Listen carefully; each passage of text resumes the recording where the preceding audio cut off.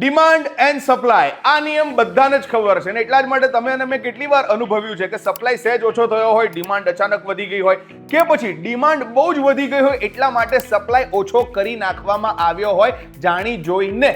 Rare earth એલિમેન્ટ્સમાં પણ આ જ પ્રકારનો અનુભવ તમે અને હું નથી કરી રહ્યા પણ દુનિયાની મોટી મોટી કન્ટ્રીઝ કરી રહી છે. એવી ધાતુઓ કે જેમનો ઉપયોગ સ્માર્ટફોન, ઇલેક્ટ્રિક વ્હીકલ્સ કે પછી ડિફેન્સ ઇક્વિપમેન્ટમાં થઈ રહ્યો છે. તો આ કઈ કન્ટ્રીઝ છે કે જેમની પાસે રેર અર્થ એલિમેન્ટ પુષ્કળ માત્રામાં છે અને જેનો સપ્લાય ઓછો કરીને તેઓ પોતાનો સુપર પાવર વધારી રહ્યા છે? આ બધી જ ઘટનાઓની ચર્ચા આજના વિડીયોમાં થવાની છે કારણ કે આની અસર શું તમારા અને મારા સામાન્ય જીવન પર પડવાની છે બધું જ જાણીએ. અને આ જ જણાવવા માટે ચલો એક વાત કહું.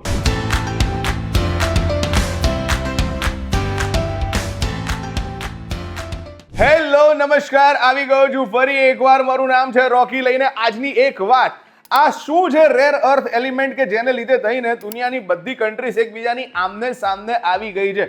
શું આની જોરદાર અસર ગ્લોબલ માર્કેટ પર ખતરનાક પડવાની છે? શું અમેરિકા અને ચાઇના એકબીજાની આમને સામને આવીને આને જ લીધે મગજમારી કરી રહ્યા છે? અને ભારતીય તરીકે તમારા અને મારા જીવન પર આની શું અસર પડવાની છે એ બધું જ જાણીએ. પણ સૌથી પહેલા એ સમજીએ કે શું છે આ rare earth element. Rare earth element નામમાં ભલે રેર હોય પણ આ સાવ રેરેસ્ટ ઓફ ધ રેર નથી. મતલબ એને શોધવા માટે મહેનત અને સમય પુષ્કળ આપવો પડતો હોય છે. ટોટલ 17 ચાંદી અને સફેદ ધાતુઓનું આ એવું જૂથ છે જેની અંદર 15 લેન્થેનાઇટ્સ એન્ડ સ્કેન્ડિયમ એન્ડ યટ્રિયમ જેવી ધાતુઓ મળી આવતી હોય છે. આ ધાતુઓ બિલકુલ કોમન નથી હોતી અને તમારા અને મારા જીવનને, આજના જીવનને ઈઝી બનાવવા માટે આ ધાતુઓ બહુ જ મોટો સપોર્ટર છે. ઇલેક્ટ્રિક વ્હીકલમાં પાવરફુલ મોટર્સ માટે હાઈ પાવર્ડ મેગ્નેટ્સની વાત હોય કે પછી આઈફોન સ્ક્રીનની વાત હોય કે પછી કારના એક્ઝોસ્ટને સાફ કરતા કન્વર્ટર્સની વાત હોય, આ બધી જ જગ્યાએ આ રેર અર્થ એલિમેન્ટ એટલે કે આ ધાતુઓનો ઉપયોગ થતો હોય છે. આ ધાતુઓ બિલકુલ કોમન નથી પણ સાથે સાથે એ બી સમજી લઈએ કે આ ધાતુઓનો ઉપયોગ ગ્રીન એનર્જી માટે પણ બહુ મોટા પાયે થતો હોય છે. મતલબ જે કન્ટ્રી પાસે આ ધાતુઓનો જથ્થો વધારે છે જો એ સપ્લાય ઓછો કરી દે અથવા તો અટકાવી દે તો ગ્રીન એનર્જી રેવોલ્યુશન 100% અટકી જ શકે છે. મતલબ હવે જાણવું એ બની જાય છે કે એ કઈ કન્ટ્રી છે કે જેમની પાસે રેર અર્થ એલિમેન્ટનો જથ્થો વધારે માત્રામાં છે અને જે પોતાના પાવરને બતાવવા માટે દુનિયાને અત્યારે દોડાઈ રહ્યું છે. China, no doubt about it. મતલબ દુનિયામાં સૌથી વધારે આ ધાતુઓનો સંગ્રહ ચાઇના પાસે છે અને ખબર છે કેટલો છે? 44 મિલિયન મેટ્રિક ટન. મતલબ એક તરફ ચાઇના છે, એક તરફ આખી દુનિયા છે અને દુનિયાના 1/3 ભાગ કરતા પણ વધારે આ ધાતુઓ ચાઇના પાસે હોવાને કારણે પ્રોડક્શનની અંદર 70% કરતા પણ વધારે પાર્ટિસિપેશન ચાઇનાનું છે. એવરી યર 2,40,000 ટન કરતા પણ વધારે ચાઇના આનું પ્રોડક્શન કરે છે. મતલબ સીધી વાત છે કે અમેરિકા હવે ચાઇનાની સામે આવીને ઊભું રહી ગયું છે અને આને જ લીધે આ બંનેની વચ્ચે આए ગए દિવસે નાના મોટા તણખલા થતા રહે છે. આ તણખલા શું થઈ રહ્યા છે એ જરા સમજીએ. એપ્રિલ 2025માં યુએસ પ્રેસિડેન્ટ ડોનાલ્ડ ટ્રમ્પ અલગ અલગ કન્ટ્રી પર અલગ અલગ પ્રકારના ટેરિફ નાખવાનું ચાલુ કરે છે જેની અંદર સુપર ટાર્ગેટ ઉપર કોણ છે? ચાઇના છે. અને એટલા જ માટે ચાઇનાએ તાત્કાલિક ધોરણે 7 એવા રેર અર્થ એલિમેન્ટ ઉપર પ્રતિબંધ લગાડી દીધો જેને લીધે અમેરિકા દોડતું થઈ ગયું. ભાઈ ઈવીની વાત હોય કે ડિફેન્સ ઇક્વિપમેન્ટની વાત હોય, અમેરિકા અત્યારે ટોટલ 80% કરતા પણ વધારે માત્રામાં ચાઇના પર ડિપેન્ડન્ટ છે અને એટલા જ માટે આ આખી ઘટનામાં પ્રોબ્લેમ અમેરિકા અને ચાઇનાની વચ્ચે ઊભો થઈ ગયો. આવું નથી કે આ પહેલી વખત થયું છે. 2010માં જાપાનને પણ ચાઇનાએ પાણી પીવડાવી દીધેલું જ્યાં રેર અર્થ એલિમેન્ટની ઘણી બધી ધાતુઓ પર પ્રતિબંધ લગાડી દેવામાં આવેલો, 10% કિંમતો વધારી દેવામાં આવી હતી. મતલબ આ સંઘર્ષ ભલે અત્યારે એટલો જોરદાર દેખાઈ નથી રહ્યો પણ આવનારા સમયમાં બહુ જ મોટું સ્વરૂપ લઈ શકે એમ છે.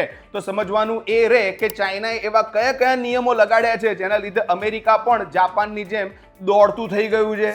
9 ઓક્ટોબર 2025 ના રોજ ચાઇનાના મિનિસ્ટ્રી ઓફ કોમર્સે રેર અર્થ ઓર્સ, મેગ્નેટ્સ અને એક્સટ્રેક્શન ટેકના એક્સપોર્ટ્સ પર જોરદાર રિસ્ટ્રિક્શન લાવી દીધા છે. મતલબ એવી વસ્તુઓ, એવી સામગ્રી કે જેમાં 50% કરતા વધારે આ પ્રકારની ધાતુઓનો ઉપયોગ કરવો પડતો હોય તો એના માટે ચાઇના પાસેથી તમારે લાયસન્સ ફરજિયાત લેવું પડશે અને સાથે સાથે એ જાહેર પણ કરવું પડશે કે એનો તમે કઈ વસ્તુ માટે ઉપયોગ કરી રહ્યા છો. આ તો સારું છે કે અમેરિકા અને ચાઇના ચાઇનાની ડીલના ભાગ સ્વરૂપે અત્યાર સુધી એટલે કે 1 વર્ષ સુધી આ રિસ્ટ્રિક્શન થોડાક લાઇટર નોટ ઉપર રહ્યા, પણ જેવું આ 1 વર્ષ અને ડીલ પૂરી થશે તેમજ આ રિસ્ટ્રિક્શન પણ વધી જશે અને નવા ભાવ સાથે ગ્લોબલ માર્કેટને જોરદાર ઇમ્પેક્ટ પડવાનો છે. મતલબ અમેરિકા જે રેર અર્થ એલિમેન્ટ્સ માટે ચાઇના પર ડિપેન્ડન્ટ છે, એમાં પછી ઈવીની વાત હોય કે પછી સ્માર્ટફોનની સ્ક્રીનની વાત હોય કે પછી ડિફેન્સ ઇક્વિપમેન્ટની વાત હોય, બધા પર અસર પડશે. અને ના ખબર હોય તો કહી દઈએ કે આ સપ્ટેમ્બર મહિનાથી જ રેર અર્થ એલિમેન્ટ માટે જ ચાઇનાએ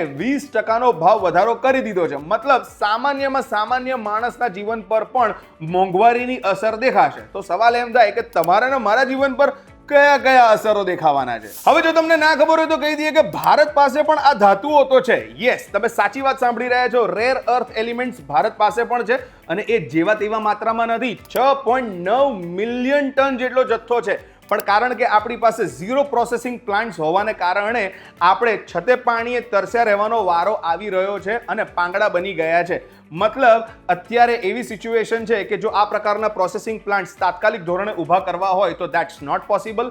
એના માટે અબજો ખરબો રૂપિયાનો ખર્ચો થઈ શકે છે અને વર્ષો સુધી રાહ જોવી પડી શકે છે. અને એટલા જ માટે આ પ્રકારની ધાતુઓના ઉપયોગ માટે ભારત 90% કરતાં પણ વધારે કેસીસમાં ચાઇના પર ડિપેન્ડન્ટ છે. અને એટલા જ માટે ટાટા અને ઓલાની પ્રોડક્ટ્સમાં પાછલા અમુક મહિનાઓમાં 30% જેટલો ભાવ વધારો નોંધાયો છે. 1 લાખ જેટલા ઇલેક્ટ્રિક વ્હીકલ્સ ભારતમાં આવતા સુપર ડીલે થયા છે. અને એટલા જ માટે 2 જણાની લડાઈમાં ત્રીજું હેરાન થઈ રહ્યું છે. સૂકા ભેગું લીલું બળી રહ્યું છે. હાય, મારું નામ છે રોકી. આજનો વિડીયો તમને કેવો લાગ્યો? Please do let me no in the comment section, જ્યાં આપણે વાત કરી રેર અર્થ એલિમેન્ટ શું છે, આ ધાતુઓ કેવી હોય છે અને આ ધાતુઓનો ઉપયોગ ક્યાં ક્યાં થતો હોય છે, જેના લીધે અમેરિકા ચાઇનાની વોરની વચ્ચે ભારત જેવો દેશ પણ હેરાન થઈ રહ્યો છે. તમને આ વિડીયો ગમ્યો હોય તો એને લાઇક કરો, મેક્સિમમ શેર કરો અને વીટીવી ડિજિટલની યુટ્યુબ ચેનલને ફોલો કરો, સબસ્ક્રાઇબ કરો, સાથે સાથે બેલ આઇકન દબાવવાનું મિસ ના કરતા. એન્ડ આવી જ અમેઝિંગ વાતો સાથે નેક્સ્ટ વિડીયોમાં આપણે ફરી મળીશું.